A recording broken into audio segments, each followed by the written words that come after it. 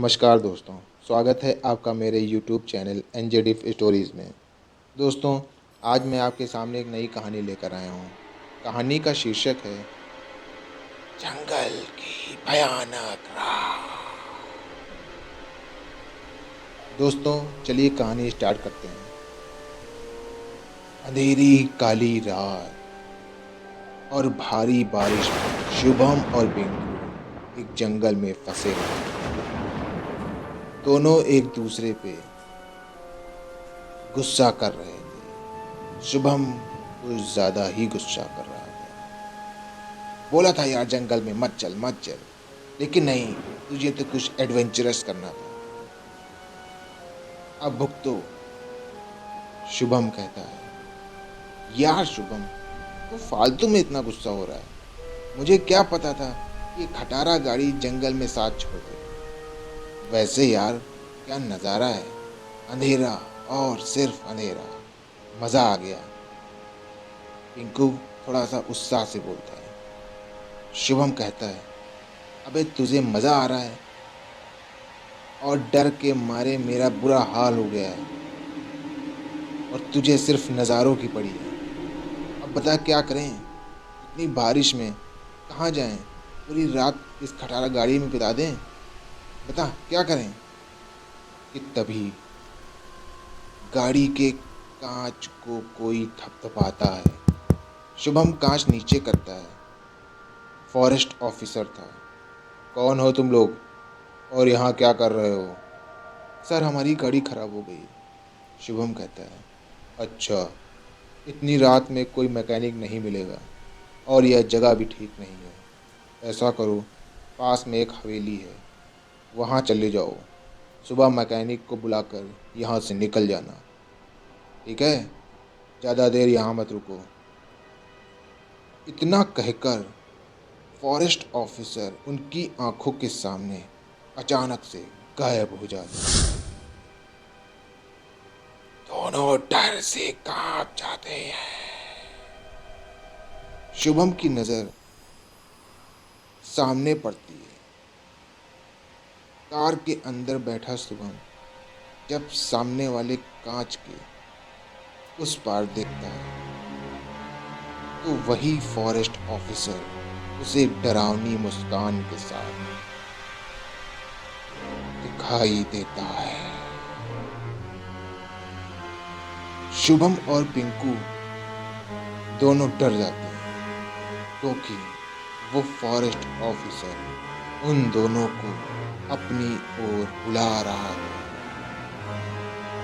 दोनों को बहुत अजीब लगता है और दोनों बहुत ज़्यादा डर जाते हैं।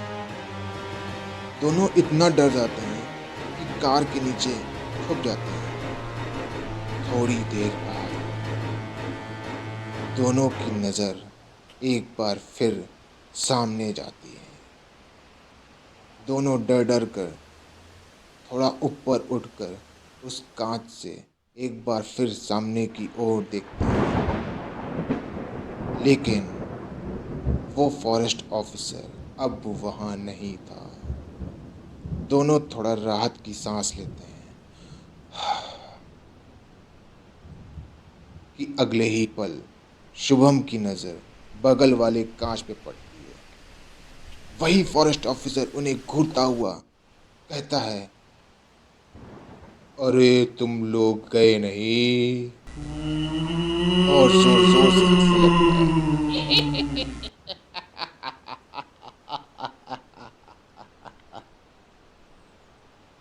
दोनों कार से निकलकर हवेली की ओर भागते हैं। बहुत तेजी से भागते हैं, बहुत तेजी से भागते हैं, बहुत तेजी से भागते हैं। दोनों हवेली के पास पहुंचकर उसका दरवाज़ा जोर जोर से खटखटाते हैं। दरवाज़ा अपने आप खुलता है। सामने एक बूढ़ी औरत लालटेन लेकर खड़ी होती है।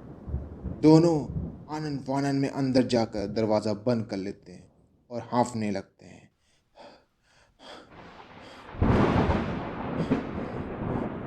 यार पिंकू, बाल बाल बच गए।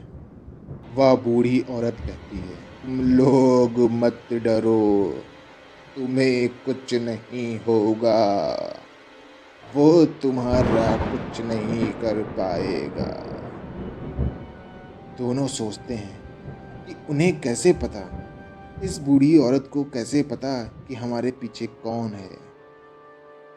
दोनों उस औरत से पूछते हैं कि आपको कैसे पता है, आप सब कैसे जानती हो। मैं सब जानती हूँ, क्योंकि वो और कोई नहीं, मेरा बेटा है।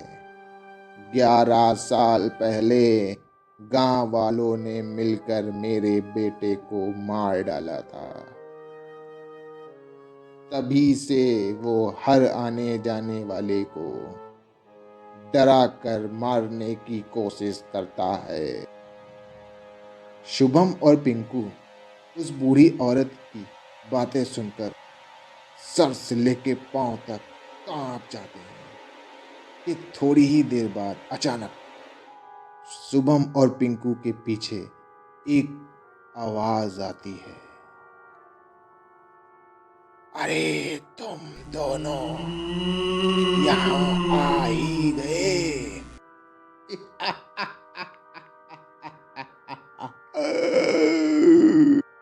दोनों डर कर भागकर बूढ़ी औरत के पास जाते हैं और रो रो कर कहने लगते हैं, मुझे बचा लीजिए, प्लीज प्लीज मुझे बचा लीजिए। बूढ़ी औरत उनकी ओर देख कर कहती है, अब तुम नहीं बच सकते, अब तुम्हें कोई नहीं बचा सकता।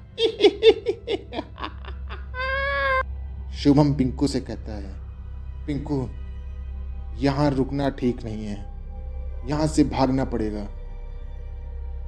शुभम पिंकू से कहता है, भाग पिंकू भाग। दोनों बहुत तेजी से भागने लगते हैं। उस हवेली से निकलकर जंगल में दोनों भागने लगते हैं, बहुत तेजी से भागने लगते हैं। शुभम पिंकू से कहता है, पिंकू कार की ओर भाग। दोनों कार की ओर भागते हैं और कार के पास पहुंचकर उसके अंदर बैठ जाते हैं और अंदर से लॉक कर लेते हैं। दोनों इतना डरे हुए थे कि दोनों एक दूसरे को पकड़कर कांप रहे थे, आंखें बंद करके कांप रहे थे। दोनों इतना डरे थे कि उनकी आवाज नहीं निकल रही थी। कार के बाहर फॉरेस्ट ऑफिसर और वह बूढ़ी औरत उन्हें अपने कब्जे में लेने के लिए छटपटा रहे थे, पर दोनों कार को छू तक नहीं पा रहे थे। शुभम इस चीज पर गौर कर रहा था कि दोनों कार को छू तक नहीं पा रहे हैं। शुभम पूरी कार में अपनी नजरें दौड़ाने लगता है कि तभी उसकी नजर सामने लगी बजरंगबली की फोटो पर पड़ती है। शुभम को यकीन हो जाता है कि हो ना हो बजरंगबली की फोटो के चक्कर में ही दोनों उस कार को छू नहीं पा रहे हैं। शुभम ने मौका देखकर बजरंगबली का नाम लिया और कार स्टार्ट करने लगा कि तभी अचानक कार स्टार्ट हो जाती है। शुभम तेजी से कार भगाने लगता है। वो फॉरेस्ट ऑफिसर और बूढ़ी औरत उस कार के पीछे चिल्लाते हुए बहुत तेजी से भागने लगते हैं। दोस्तों, वो बूढ़ी औरत भी मरी हुई थी। दोनों कार को रोकते हैं और देखते हैं पीछे वो लोग आ रहे हैं कि नहीं। शुभम और पिंकू तब इतना ज्यादा डर जाते हैं कि उनकी भयानक शक्लें देखकर वो एक बार फिर से कार को भगाने लगते हैं और जंगल के बाहर की ओर भागता है। फॉरेस्ट ऑफिसर और बूढ़ी औरत की एक हद थी जो जंगल तक ही सीमित थी। शुभम और पिंकू कार को भगाकर हाईवे पर ले आते हैं। अब वो जंगल से बाहर निकल चुके थे। काफी देर चलने के बाद शहर आते आते सुबह हो गई थी और अब बारिश भी रुक चुकी थी। दोनों कार रोकते हैं और एक दूसरे के गले लगकर बहुत रोते हैं और कहते हैं, आज हम लोग बाल बाल बच गए, और एक दूसरे से प्रॉमिस करते हैं कि अब कभी जंगल नहीं जाएंगे।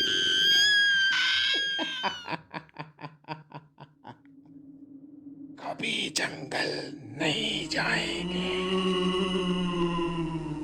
आशा करता हूँ दोस्तों, आप सब बहुत ज़्यादा डरे होंगे और कहानी भी एंजॉय की होगी। दोस्तों, अगर आपने कहानी एंजॉय की है तो प्लीज़ कमेंट करके हमें ज़रूर बताएं। और हाँ, अगर आपने अभी तक मेरे चैनल को अभी तक सब्सक्राइब नहीं किया है तो प्लीज़ कर दें और लेटेस्ट नोटिफिकेशन के लिए बेल आइकन को प्रेस कर दें। और हाँ दोस्तों, अगर आपने ऐसा नहीं किया तो रात में